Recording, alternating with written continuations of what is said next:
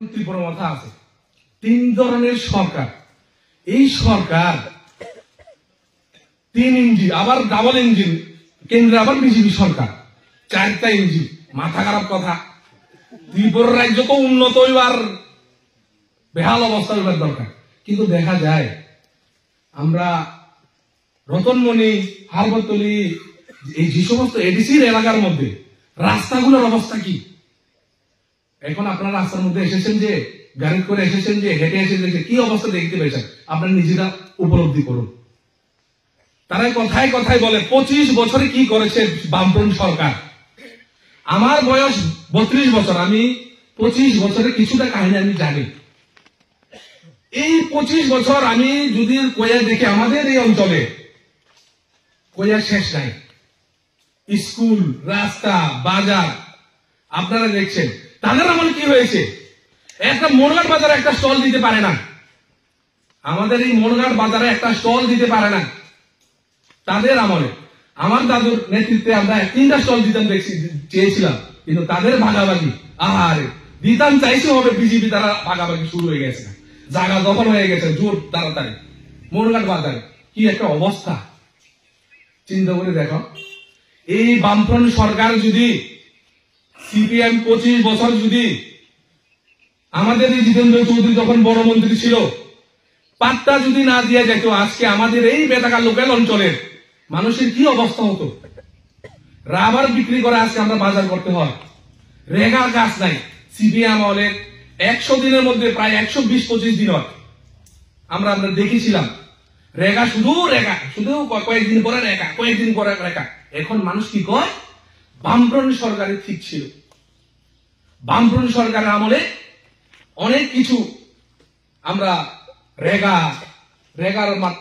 রেগা পেয়েছি, ঘর পেয়েছি। যে বামফ্রন্ট সরকার আমলে যে ঘরগুলি সেনছিল তারা বাতিল করে দিলে অনেক চেষ্টা করেছিল, কিন্তু পারে নাই। অনেক মানুষ বুঝে না। কমরেড, আমরা তাদেরকে বুঝিয়ে আনতে হবে। জেলা প্রমুখ আমার দাদু, এখানে মঞ্চ, তার মঞ্চ, সে সিপিএম এর নেতা ছিল।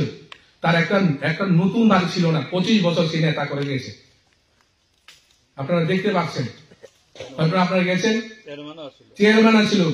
কিন্তু আপনারা এখন দেখবেন ব্লক লেভেলে একজন নেতার বাড়ি যায়, দেখবেন আপনারা কি অবস্থা। সাব জোনাল চেয়ারম্যান, তাদের বাড়ির অবস্থা যাই দেখবেন। এখানে আমাদের এমডিসি বাবু দেবজিৎ ত্রিপুরা, আমার দাদুকে, জিতেন্দ্র চৌধুরীকে নাম কুড়ি কর, নিনি 25 বছরের রাজনীতি শেষ হয়ে থাকা, আর ফেসবুকে নুকা। আর কি অবাক কাণ্ড, এই জিতেন্দ্র চৌধুরী দৌলতে তার পরিবারে 5-6টা চাকরি হয়েছে।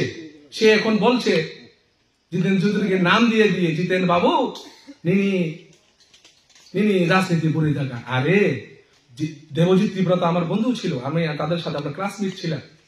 সেই দেবজিৎ ত্রিপুরা এমডিসি, আমি তার নাম দিয়ে বলছি। তার বাড়িতে যতগুলা চাকরি হয়েছে কার আমলে হয়েছে? কি ত্রিপুরা সারা উন্নত হয় না এই সময়? এই জিতেন্দ্র চৌধুরী দৌলতে হয়েছিল, বামফ্রন্ট সরকার আমলে হয়েছিল। এই এলাকার যে সমস্ত চাকরিওয়ালা আছে কোন সালে হয়েছে আমি জানতে চাই।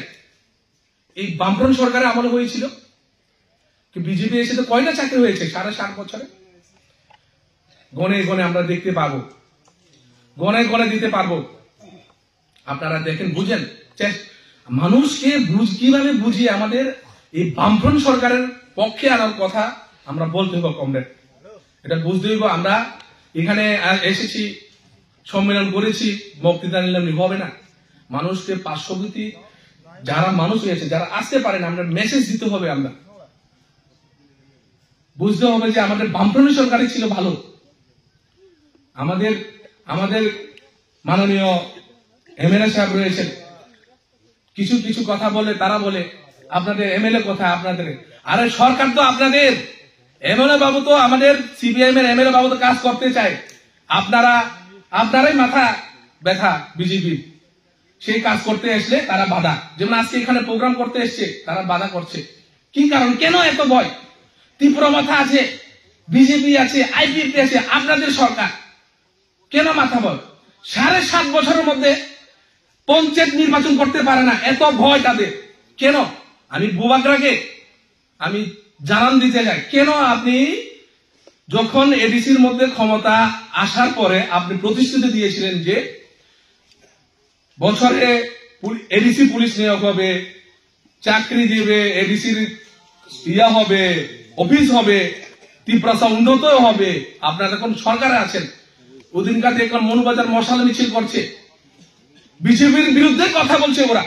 ওরা সরকারের থেকে আবার বিজেপির বিরুদ্ধে কথা বলে, কি কারণ? অবাক কাণ্ড।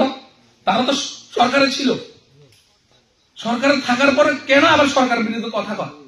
তারা মন্ত্রী একজন কয় হাফ মন্ত্রী, ফুল মন্ত্রী। রঞ্জিত দেববর্মা কয় এই কথা। কি ব্যাপার? অবাক কাণ্ড।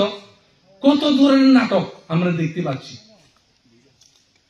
একটা পঞ্চায়েত নির্বাচন করতে পারে না, ব্যর্থ সরকার বিজেপি সরকার। চিন্তা করে দেখো।